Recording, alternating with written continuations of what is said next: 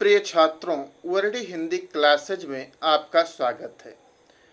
कक्षा 11 के हिंदी पाठ्यक्रम के अंतर्गत आज हम संत कबीरदास के पदावली शीर्षक के अंतर्गत उनके पहले पद का अर्थ और व्याख्या सीखेंगे, जानेंगे। तुलहिनी गावहूँ मंगल चार, हम घर आए हों राजा राम भरतार। तन रत करी मैं मन रति करी हूँ, पंच तत्व बाराती। राम देव मोरे पाहुने आए, मैं जो बने मैं माती। शरीर सरोवर वेदी करी हूँ, ब्रह्मा वेद उचार। राम देव संग भांवर लई हूँ, धनि धनि भाग हमार। सुर 33 कोटि गयाए, मुनिवर सहस 88। कहें कबीर हमें ब्याही चले हैं, पुरुष एक अविनाशी।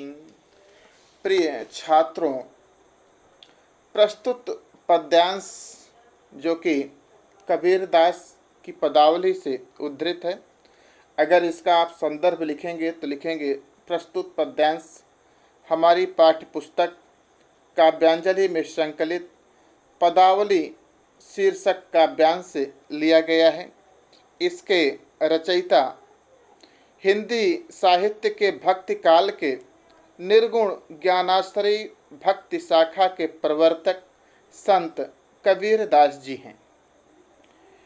प्रिय छात्रों, इस पद में लौकिक विवाह के रूपक के द्वारा आत्मा और परमात्मा के मिलन की सुंदर झांकी प्रस्तुत की गई है।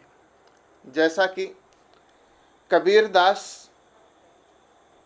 स्वयं को ईश्वर की पत्नी के रूप में और ईश्वर को अपने पति के रूप में व्यक्त करते हैं, अर्थात जीवात्मा जो है वो ईश्वर की पत्नी है और परमात्मा जो है वो जीवात्मा का पति है। तो जीवात्मा आज मंगल गीत गा रही है। दुल्हनी गावहूँ मंगल चार। जीवात्मा सौभाग्यवती स्त्रियों से प्रार्थना कर रही है, दुल्हनियों, ए सौभाग्यवती स्त्रियों, मंगल गान गाओ। शुभ मंगल के विवाह आदि मंगल अवसर पर जो गीत गाया जा सकता है वो मंगल गीत गाओ, क्योंकि हम घर आए हों राजा राम भरतार। आज हमारे घर राजा राम स्वयं परमात्मा, राजा राम का अर्थ है परमात्मा, स्वयं भरतार, स्वयं हमारे पति के रूप में हमारे पास आए हुए हैं। अर्थात तो परमात्मा इस जीवात्मा रूपी अपनी प्रेयसी को पत्नी के रूप में वर्ण करने के लिए आया हुआ है। इसलिए ए दुल्हनियों मंगल गान गाओ। अब दुल्हनियाँ कौन, ये सौभाग्यवती स्त्रियां कौन हैं? हमारी समस्त ज्ञानेंद्रियां और समस्त कर्मेंद्रियां जो उस परमात्मा का अनुभव करती हैं, जो उस परमात्मा के रहस्य को समझती हैं, जो उस परमात्मा के आनंद का रस लेती हैं, ये सारी हमारी ज्ञानेंद्रियां और कर्मेंद्रियां हमारी दुल्हनियां हैं, सौभाग्यवती स्त्रियां हैं। कबीर इन ज्ञानेंद्रियों कर्मेंद्रियों को संबोधित करते हुए कहते हैं, ए सौभाग्यवती स्त्रियों, आज हमारे घर राजा राम हमारे पति के रूप में आए हुए हैं, इसलिए तुम सब मिलकर मंगल गीत गाओ, मंगल गान गाओ, आनंद मनाओ।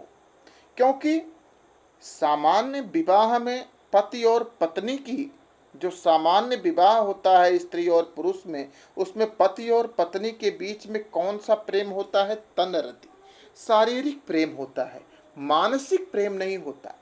लेकिन कबीरदास जी कहते हैं कि तनरति करी मैं मन रति करी हूँ, पंच तत्व बाराती।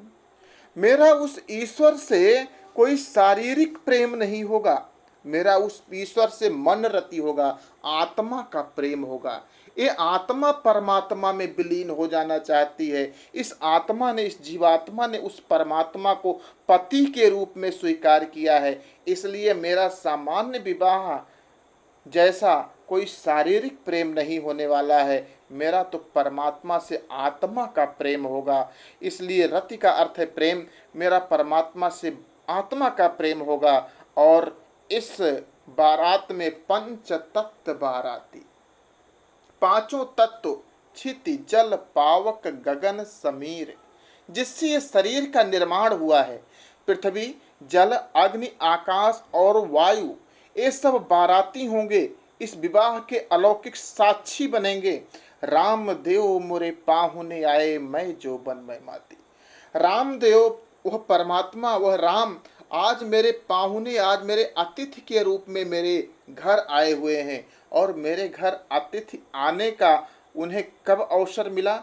जब मैं जो बन मैं माती। विवाह होता है युवावस्था में, और यहाँ पर आत्मा का परमात्मा से विवाह तब हो रहा है कि जब आत्मा अपनी भक्ति रूपी पूर्ण युवावस्था में पहुंच गई थी। मैं जो बन मैं माती, जब मेरी आत्मा अपनी भक्ति रूपी पूर्ण युवावस्था में मदमस्त हो गई, पहुंच गई, तब रामदेव मोरे पाहुने आए। तब रामदेव, भगवान राम मेरे अतिथि के रूप में हमारे घर आए हैं।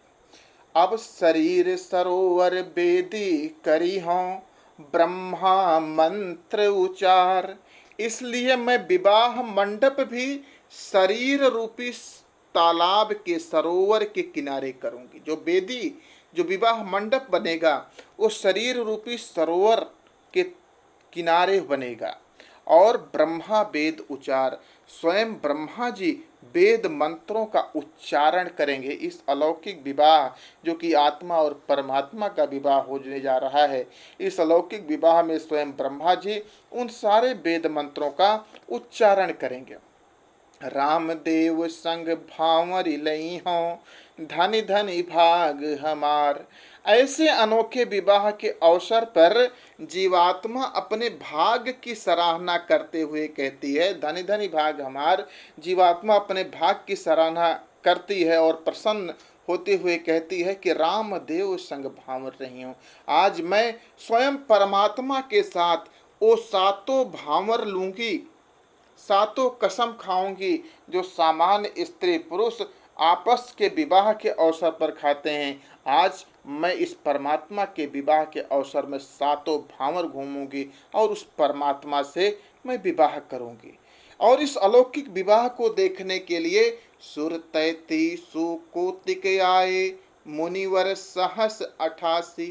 33 करोड़ देवता या 3300 कोटि के देवता और 88,000 मुनि सभी इस अलौकिक विवाह को देखने के लिए, जो आत्मा और परमात्मा के बीच में ये जो विवाह होने जा रहा है, इस विवाह को देखने के लिए आए हुए हैं। तो कहें कबीर हम ब्याही चले हैं, पुरुष एक अविनाशी। तो कबीर दास जी कहते हैं कि जीवात्मा रूपी दुल्हन परमात्मा रूपी दुल्हन दूल्हे के अटूट बंधन में बंध जाएगी आज, और संसार चक्र से मुक्त हो जाएगी। एक शाश्वत अविनाशी परब्रह्म को स्वामी के रूप में पाकर यह जीवात्मा अत्यधिक आनंदित है और इस आनंद में विलीन हो जाना चाहती है। कहें कबीर हम ब्याही चले हैं, आज हमारी इस जीवात्मा का उस अविनाशी परमात्मा से ये अलौकिक विवाह संपन्न होने जा रहा है। तो विद्यार्थियों, कबीर दास की पदावली का पहला पद दुल्हनिन गाँव मंगल चार की ये अर्थ और व्याख्या हमने की। इसके बाद दूसरे पद की व्याख्या हम अगले खंड में करेंगे। YouTube चैनल को सब्सक्राइब कीजिए और आपको यह व्याख्या कैसी लगी इस पर कमेंट भी अवश्य कीजिए। धन्यवाद।